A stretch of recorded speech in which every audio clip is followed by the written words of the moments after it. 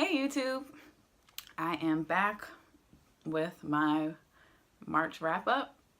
My February wrap-up should be uploaded before this one, so if you want to really quickly, you can go check that out later.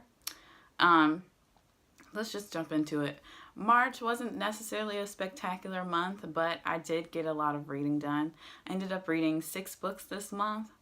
I did start one in February, but nonetheless, I finished it in March. And I also read a lot of audiobooks, which is new for me because I was not swayed by the magic of audiobooks, but now I am. It was so great to be able to work and clean my bathroom and clean my room and do other things while I'm still enjoying the story. So let's just jump right into it. So I was lucky enough to host Brittany Cooper for her new book, Eloquent Rage, at work. So the full title is Eloquent Rage, a Black feminist discovers her superpower. Now y'all, this book was so good. It was the good hug I never knew I needed, but I'm glad I got it from this book. Like, I felt at the end of this book, I felt like I had just had like a great conversation with like I said on Instagram, a good girlfriend, and we just let all our emotions out, and we felt joy at the end of it to just let it all out. Like 5 freaking stars, y'all. So this is a memoir slash essay collection, I would say, because she does talk about her own life and mixing in with a bit of pop culture and, actual facts and stuff like that, without it being like an academic feminist text. But nonetheless, you can use it in academia if you are still in school and need a good source on Black feminism.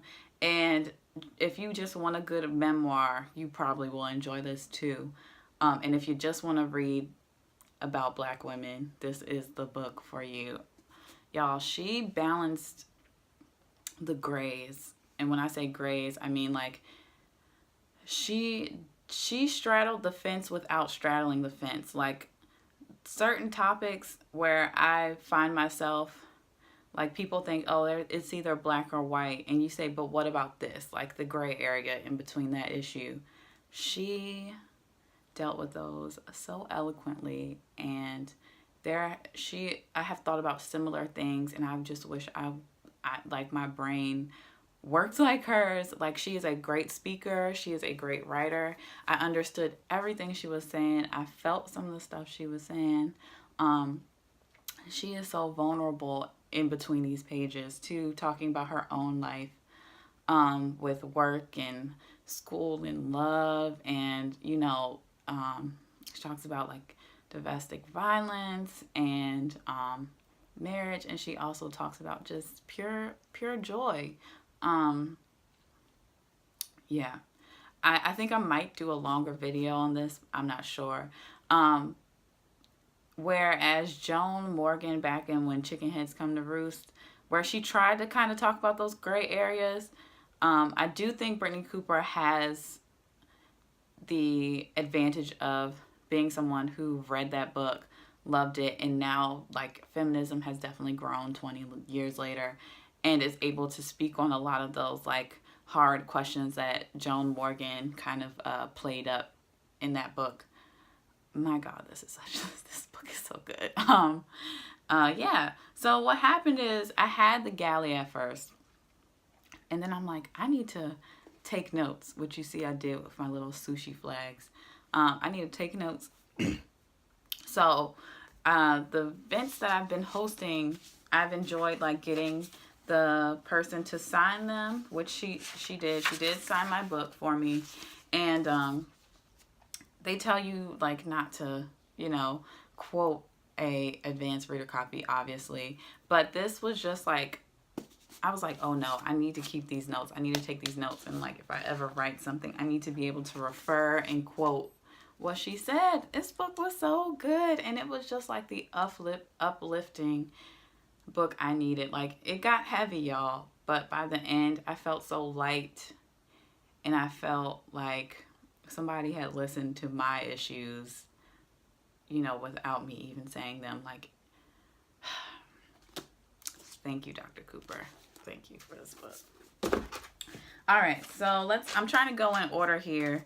So the next book I read was Erotic Stories for Punjabi Widows by Bali Kaur. I read that on audiobook. So there is an app called Libro FM. If you do not like Audible, this website is audiobooks, but they support independent bookstores. And as an independent bookseller, I am able to access certain audiobooks for free.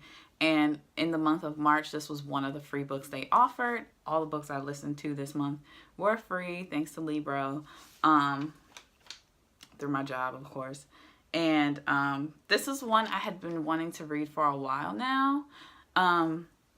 So this is not, I thought it was Bali Kaur Jaswal's first book until I looked her up, and it's not. The main character's name is Nikki. She is a 20-something who was going to go to law school and decided not to.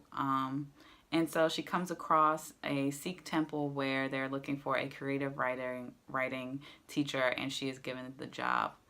Little does she know that they're going to be mostly retired widows. Well, I shouldn't say retired because most of them did not work. However, they are widows in this community. And when she thought she was only doing a creative writing class, she was then told that most of the women didn't know how to write in English. However, they did find a way to write and tell their own erotic stories. And yes, in this audiobook, you hear the different women's erotic stories. So if you happen to pick this audiobook up, do not listen to it in front of your children unless you want to do, you know, some explaining to do, or this is also not something you want to listen to out loud at work. Now, was the book mostly erotic stories? No. However, if somebody walks in at the wrong time, they might hear something that they weren't expecting. There was also like a bit of a mystery going on about one of the women in the community that was rumored to have committed suicide, and that you know, some other things going on. Also, Nikki had a love interest, and that was one of the plots going on in the story, and that is why I ended up giving this book about 4 stars. There were some plot lines in that book that were not necessary, and they sure as hell weren't as entertaining as just listening to these Punjabi aunties talk about sex. Let me just be honest. Yeah, so it was a good audiobook. The reader was good. She switched up her accents. She did have an English accent because this took place in London, and she also had an Indian accent when she was, so we could make sure that we heard it was from an Indian character. Yeah, I would definitely suggest this book for those who, you know, are interested. Reese Witherspoon recently picked this book for her book club. I don't know if that's going to sway you to read it or not, but I understand why. It's definitely an entertaining read, and I think it would probably be a good read for a book club and keep people entertained. The next book, y'all, was another audiobook called Monday's Not Coming by Tiffany D. Jackson.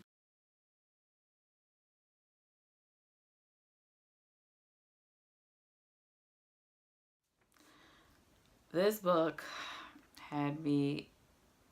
tore me up, y'all. I am not even going to fake with you. It's a young adult novel, but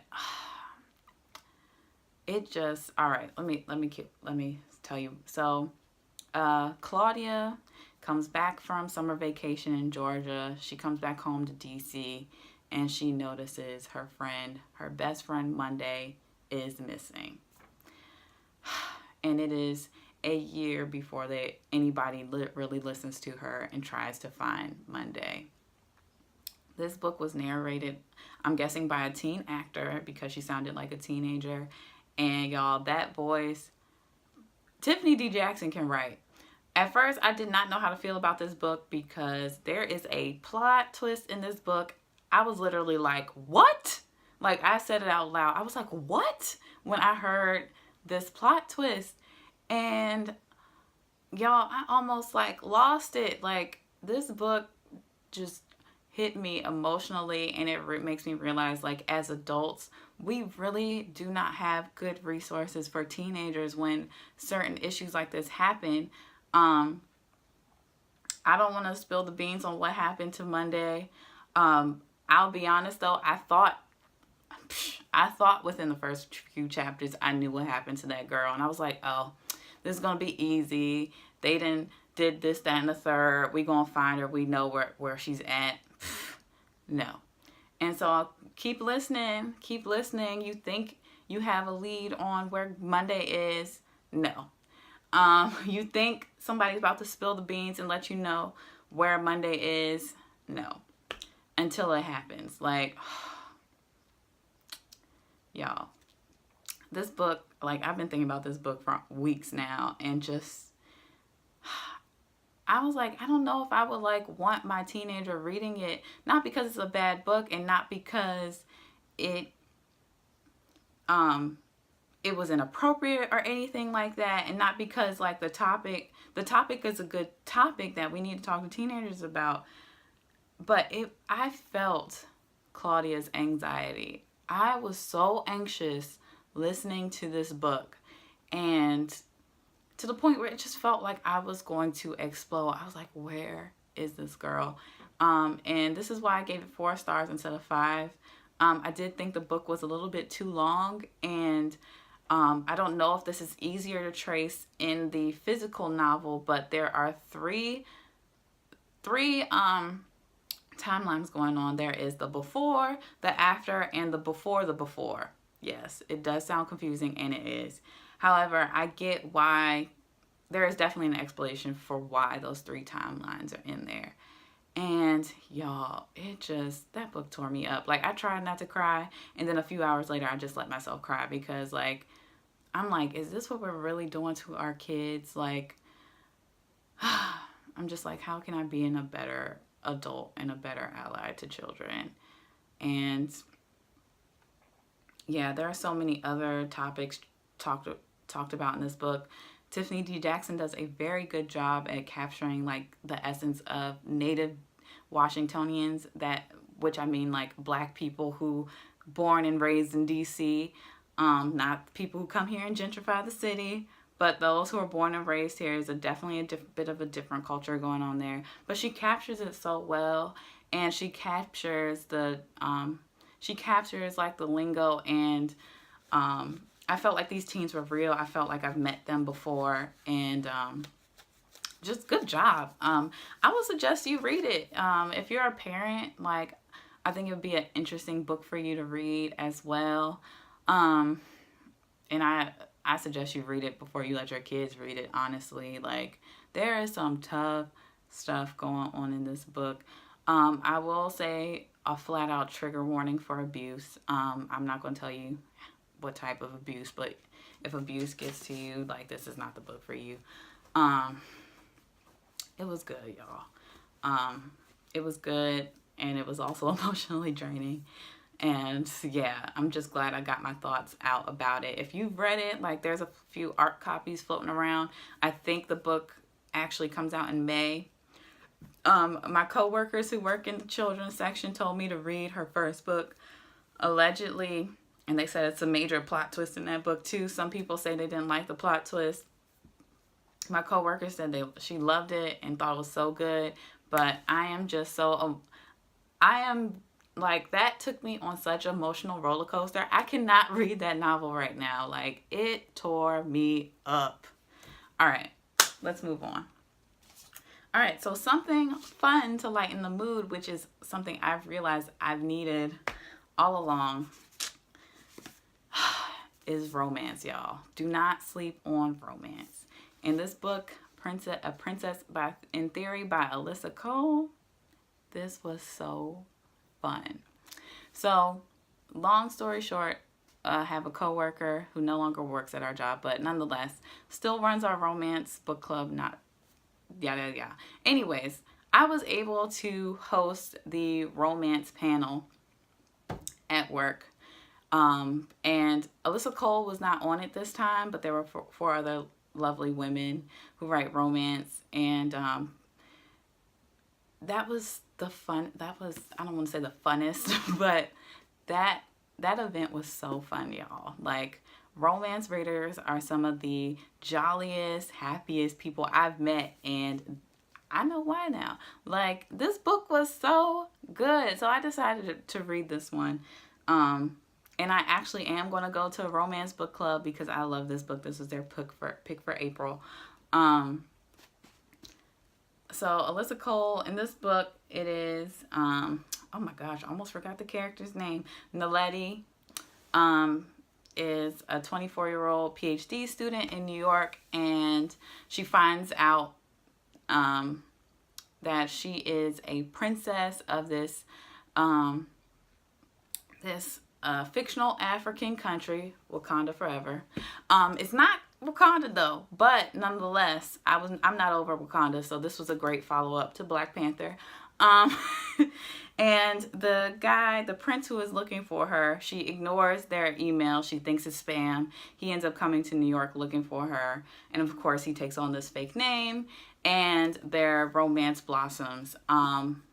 This was kind of like an update to coming to America, and it was just fun to see that Alyssa Cole talked about like being a Black woman in this book, dealing with microaggressions, having to think about like choosing a career versus love and still making it work in the end. Like, this book didn't end like I thought, but I was still so happy and so pleased, much more pleased in this ending, with this ending than than the ending I thought it was going to have.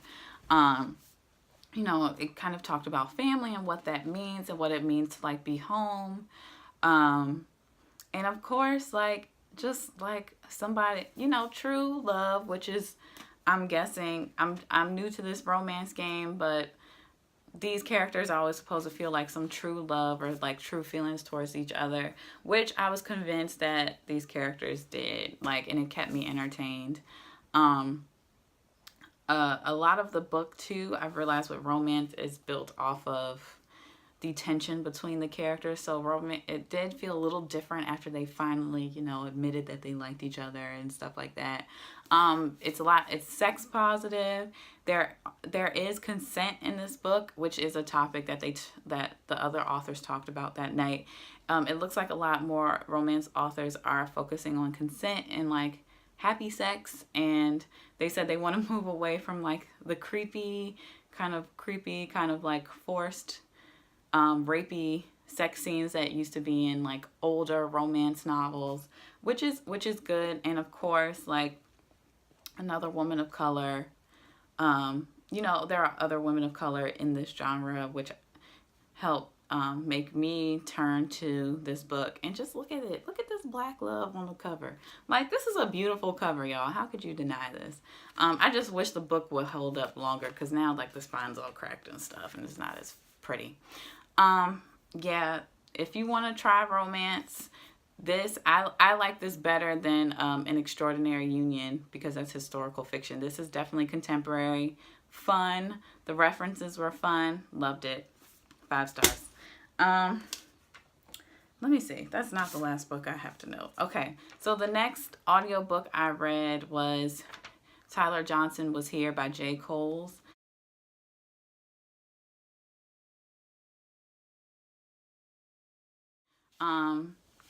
Another free audiobook. So this one is about Tyler Johnson. His brother Marvin, his twin brother Marvin, is narrating it. So, and this was another book about another Black missing child. So Tyler Johnson goes missing, and they find out that he was actually killed by a police officer. I gave this book 3 stars. And I hate that I compared it to The Hate U Give, but I have to be honest with you guys. I think Angie Thomas really did the damn thing when she tried to explore this topic. I feel terrible that like teens have to deal with this issue, you know, especially Black teens have to deal with this issue. And I feel like maybe I am out of touch with teenagers because I felt like this book got a little bit preachy. Not about police brutality. I think it did a good job at showing the breadth of police brutality and how the criminal justice system is a constant presence within Black lives. That part was good, but there are some heavy-handed messages in here about like being under the white gaze and being a Black teenager, thinking about how white people view you. It also talks about the touchy subject of the HBCU versus the PWI. I know you guys have seen me wear like my Spelman and my Morehouse t-shirts. That's because my boyfriend went to Morehouse and his mom works at Spelman, and I was gifted those shirts. I did not go to, unfortunately, I didn't go to a HBCU, which is a topic in itself. But there are sometimes these tense conversations between Black people who went to HBCU versus a PWI and who should do what and which one is better for Black kids. For example, in this book, the Marvin Johnson has a chance to go to MIT, and there's discussion about that. And I don't think there was an even discussion because yes, diversity is a ploy to get Black and brown people to go to PWIs. I fell for it too. When there's a lot of racial issues on those campuses. However, I don't think the topic was discussed fairly. We also do need to talk about like how HBCUs are funded, and sometimes like any other college, you might need to choose a college based on your major and which college offers the most help and has the connections and has the technology for you to be the best whatever you plan to be in college, who offers the best education for you when it comes to your major. And of course that's hard because it's hard to pick a major at 18. But nonetheless, there were some things that I didn't necessarily like about this novel, and that was one of them. But I also understand that because like I think I'm a little far removed from being a teenager myself, I don't know how it feels to be a Black teenager growing up in our Black Lives Matter movement. I don't know how it feels to have more people influencing your HBCU, PWI debate. I also don't know what it's like to grow up underneath, like knowing that white people are going to judge you and all that other stuff. Like, was I aware of racism? Yes, but I definitely wasn't as woke as like today's teenagers. I'm not even going to act like I was, you know? So maybe J. Cole's was talking, you know, coming from that perspective. I'm not sure. But nonetheless, I do think there were also some plot things going on in here. I don't understand. Some of it felt a little laggy. It was a short book, but I felt like I wanted J. Cole to like wrap it up a little bit faster than he did. I did appreciate the ending though, which ended differently than some other books with similar topics. I'm probably still going to buy this physical book because you should have saw the cover that I inserted in this video, but the cover is so beautiful. Like, if I ever have a son, I'm going to like do it when he's a baby though, so he can't like fuss against me. But like I will like have him take a portrait like in front of a bed of flowers. It's like that cover was genius. So yeah, not a bad book. However, I do think some other books have discussed the topic better. Good first debut though. And the last book I read, last but not least, is The Obama Inheritance. And this is 15 Stories of Conspiracy Noir, which was edited by Gary Phillips. I was given this book by Chris Chambers. He didn't ask me to review it, but he did want me to check it out. I've posted it on my Instagram a couple times. And, you know, now that we also have this book in the store, if people are interested in it, I can talk to them about it. So all 15 stories are based on conspiracy theories that follow Obama's presidency going into the 2016 election. Personally, I think the stories in here were more affected by the 2016 election more than Obama's presidency and all the conspiracy theories surrounded by it. If you're into conspiracy theories, if you're into sci-fi, if you want a mashup of horror in here as well, and a bit of mystery, this is the book for you. I have to agree with Dee Dee. Once I got to the last 5 stories, like the first 10 stories were mild. They kind of brought you in. A few of them were even funny at times. And then that last third of the book, it got very serious and a little weird and a little scary. And I was like, what is going on? Okay. Like, and I'm also very out of touch with conspiracy theories because, for example, there is a conspiracy theory about lizard men, and I was laughing at it, and my coworkers were like, yeah, girl, there are people who actually think lizard men are like walking, or reptilians walk the planet. So the thing behind that conspiracy is that there are reptilians who look like they're human. However, they are they come in, they are powerful men, mostly powerful men like in government and stuff like that. I mean, just because 45's skin might look a little reptilian, I don't know if he's actually a lizard person, but nonetheless, there are people who think like there are these reptilians infiltrating our system and screwing everything up. Yeah, and if you're interested, you can look at that conspiracy theory yourself. But there's a lot going on in this book, and I think if you are not a hardcore sci-fi reader, if you're not someone who's already into horror and stuff like that, I think you could be a bit turned off by this book. We have it in the mystery section at work, but I don't think it should necessarily be classified as a mystery. I see it more as sci-fi because there's some interesting things going on. The authors, I could tell, were definitely very smart writers. They were able to talk about these conspiracies well and poke fun of them and make serious points out of them when they felt like it. So yeah, if you're into something, if you're looking for something a little different, I would go for this. Now, if you miss Obama as president, this is not the book I would suggest for you. But if you are just looking for something a little out of the ordinary to read, this is definitely something I would suggest you try if you're up for the challenge. And that is my long yet March wrap up. I'm going to try and cut this video down. Hopefully it's not too long, y'all, and I'm sorry if it is, but let me know what you read in March. It feels great to talk to you guys again and get all this stuff off my chest about the books I've read.